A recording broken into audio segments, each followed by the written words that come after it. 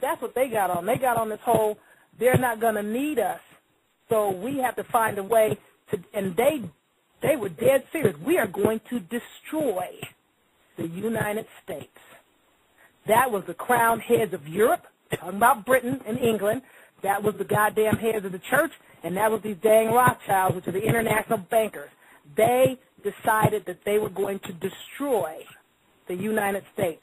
So what they did is in 1860, they sent a whole slew of Rothschild agents into the United States, particularly in the South, to spread propaganda so that they could incite the people and get them all emotional and reactionary. Like I said before, people are too emotional and too reactionary. They act and react first before they hear and see and think first.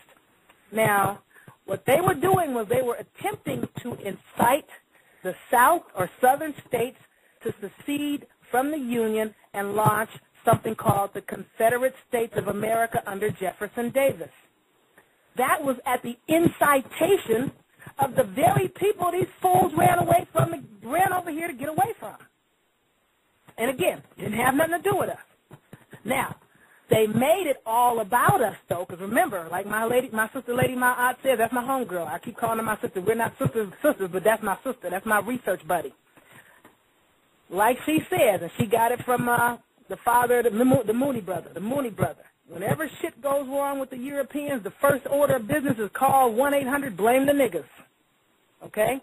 Now, what they did is these people got the Civil War launched and said it was all about freeing the slaves. It wasn't about us. It didn't have nothing to do with us. That was an incidental. As a matter of fact, Abraham Lincoln himself said, if I could do this without freeing any slave at all, I would do it. I'm not trying to free any slave. So everybody better think again when they say, oh, yeah, Abraham Lincoln, the good president that freed the slaves. Abraham Lincoln was trying to protect the American empire. It was all about the American resolve that everybody done lost on racism and color games and I'm white, and this other nonsense. So what happened is the Rothschilds financed the South to do this stuff. And in 1862, he started issuing these, because when he went to Solomon P. Chase, who was his Secretary of the Treasury at the time, he and Solomon went to the bank in New York, one of the Rothschilds banks in New York, to try to see if they could get a loan to help finance this rebellion that was going on in the South. And the Rothschilds told their agents at all them banks, yeah, you can give it to them at, 25, 26, 30% interest, yeah. And he was like, screw you. You keep your money. Y'all can keep your money. So he went back and sat down and he did some thinking and he did some talking and he talked to a few folks and they decided the best thing to do was to issue these United States debt-free, interest-free notes. Now, the European bankers could not and cannot control United States notes, interest-free government-issued notes. So they were determined that the government of the U.S. Republic, the USA Republic, like I said before, had to be destroyed. And one of the things they did, Britain and France, working for the crown heads, the heads of the church, and the bankers that control their money, people, I don't even know how many people even know. They ain't even really, they didn't teach us the real truth about this history. Abraham Lincoln was one of the coldest presidents next to Andrew Jackson that they ever had. But they always screw up on some racial shit, and that's how they always get screwed. On the south border, France invaded Latin America, and they strategically positioned troops on the South American-Mexican border to invade the United States from the south. Britain sent troops and strategically positioned them on the Canadian northern border so they could invade the United States from the north. The people, they're so busy fighting one another and blaming it on the niggers and slavery that they didn't even realize they was about to get their asses creamed up by these people. Creamed. The only thing that saved the United States' butt, because the people were too busy battling amongst themselves with the South and the North in some war that the Rothschilds set up with Britain, and these people set this up. So what they wound up doing is the Tsar of Russia, Alexander II, the Tsar of Russia, he was a problem for these international bankers because he wouldn't let them set up their bank in his country. He didn't want it there. And they were pissed off with him because he didn't want it there, like they were pissed off with the United States for not letting them reestablish the bank here. So when he became aware of the fact that the international bankers, the crown heads of Europe, the crown heads of the church were bullying the United States and trying to compel Abraham Lincoln through force and trickery by confusing everybody about the issues of what was going on, when he found out, he let it be known. If France or Britain comes across the Mexican and Canadian borders, invading into the United States, we're going to have a problem with Russia. Y'all going to have a problem with me because I'm going to side with Abraham Lincoln. I'm telling you now. So what he did is he sent his troops. He sent part of his Pacific Fleet to New York and posted them boats and them puppies in the harbor of New York, and he sent part of his Pacific Fleet over to San Francisco and posted them, because remember, Russia had a stake in San Francisco, and posted these puppies in San Francisco and said, now, I'm letting y'all know, just so you know I'm not playing. You guys are strategically positioned, and so am I. We're getting ready to set it off around here. That's the only reason that the French troops did not come across the Mexican border and come up in here with that bull, and that them British troops did not come across the Canadian border and come up in here with that bull, while the South was fighting with the North, and I don't even think half of them even knew that this is what was going on. And Lincoln, he wasn't even concerned about the South. He was more concerned about the threat from these banks. Because he was like, he didn't even know what to do. And fortunately for him, he had relief from the Tsar of Russia. But that pissed off the international bankers. That's why they set off that World War I. They set that off so they could go in and destroy Russia and kill off the Tsar and his whole bloodline. Because that's the whole get-down. That's something I was trying to remember the other day, the last time we talked, and I was telling you guys there was a word that I couldn't remember. It's called villainous judgment. I remember now. Surprisingly, it's on the top of my head. And I'm going to read it out of the Black's Law Dictionary to you guys. It's spelled V like Victor, I-L-L-E-I-N-O-U-S, judgment.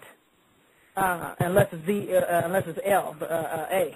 Yeah, V-I-L-L-E-N-O-U-S, judgment. Villainous judgment is a judgment which deprived one of his libere lex, that means his free law, whereby he was discredited and disabled as a juror or witness. Now, that's something they've done to our people in the Americas. Forfeited his goods and chattels and lands for life. This is what they're in the process of doing to the whole of the Americas. They're getting ready to try to take all of the Americas away from all of these people that have run here from all over the world for whatever reason. They ran here. And most of the people that have run here, a lot of them, depending on whether or not they ran here from a war-torn country, cannot go home. Some of them, if they go home because they were traitors in their country, they will be murdered on sight or arrested on sight. They can't go back. So they better find some American resolve and try to stand up and wake the hell up. Now, it goes on to say, wasted the lands, razed the houses, razed means burned them down, rooted up the trees, and committed his body to prison. It has become obsolete, or has it? So remember, it may have become obsolete as a particular word, just like a brother was asking me last week. I think his name was Brother, let me see if I can remember that brother's name. What was the brother's name? I wish I could think of his name off the top of my head. But a brother asked me last week about alluvial land. In 1066, the allodial title that the people had to the lands of England, England, was stolen from them when William the Conqueror came into England and stole the king's title from his father-in-law, King James II, and he took the allodial title from the people. The king invoked the law of mortmain, spelled M-O-R-T-M-A-I-N, which is also known as the dead man's hand, and by that they mean modern probate. Modern probate. Now, that bankrupted England for the Ashkenazim, for these Rothschilds and these people right here, like that. So I'm saying, if people comprehend what's really going on, then they'll get it. But the reason that these people didn't see what Lincoln saw, and they didn't see the whole big prize that they were about to lose, is because they were too busy tripping on racism and color. Well, y'all trying to free the damn slaves. Y'all trying to take away my ability to make money. You know what I'm saying? Does anybody have a question before I continue? Well, so far there's no questions in the chat room, and we have callers, but they're all listening. No one has their hand up. Excellent. All right. So now what we're dealing with is a situation where 1865, which is when all this was going on, okay, this is all going on in 1865. 1863 is when, when the Tsar of Russia had to get his fleet out here. But in 1865, the war was still on, and I think the president was killed shortly after 1865. But there was a Confederate general. Again, these Europeans. And I'm kind of mad at them, to tell you the truth, because I have never seen a people in my whole life that have such short memory. Actually, our people may have shorter memory than them, because we do have short memory, but they got a short memory about shit. You know what I'm saying? They are some of the most easily programmed individuals, and they're some of the easiest people that you can get riled up to react based on some emotion, going yee-haw and yahoo, hang 'em high, because they don't know nothing other than believing everything they see. Just like they think, all niggas are criminals and all black people are, the brother man is this and that. Most of Europeans ain't never seen a brother man except on TV. Unlike our people, we always have to deal with everybody else's people. And we're cool. We're the most multiculturally minded people on this planet. That's one of the reasons why everybody's here. That's one of the reasons why everybody's here. But if you look at these people that everybody calls black and Negro and colored African American right here in the Americas, that everybody's always hating on, you know what I'm saying? We're the only people that don't have no problem with anybody. I don't care if you come from Ethiopia, if you come from Japan, if you come from China, if you come from Korea, if you come from Mexico. You can set up your cleaners, you can set up your beauty supply, you can set up your burrito stand, your taco stand, your restaurant. You can set up you can be an Arab, set up your liquor store. Everybody can set up shop, and we support everybody. Nobody supports us. Everybody just judges us, and everybody tries to sit an opinion about us. Oh, hurry up and buy what you want and get out of my store. This is how they talk to our children when the parents are not there. And sometimes they talk to the adults like that. It's like, man, I'm just trying to come in here and buy something from your store. You set up shop in my community. I guarantee you I can't come to little Mexico, and I can't come to little Chinatown. I can't come to little Ethiopia, little Japan, little Jewtown, or no other neighborhood on my land and set up no shop. First of all, you probably won't even let me buy or rent a space in your little town in this country, because the European has given you authority to sit on my land because they've oppressed me. That's one. Two, if I was able to get a space and put out a business sign and open up a store, y'all would walk by me all day. None of you people would come in my store and support my store and buy a damn thing from me. If anything, you'd set up a shop right next door to me or right across the street selling the exact same thing and try to undercut me. And if I have a special recipe, you'll come in and buy my recipe or buy my stuff and try to figure out how to make what I'm selling. So you can say, oh, it's from me. So you can turn around and say, see, the niggers can't do nothing. You know, I came from overseas with just $20, and I'm rich.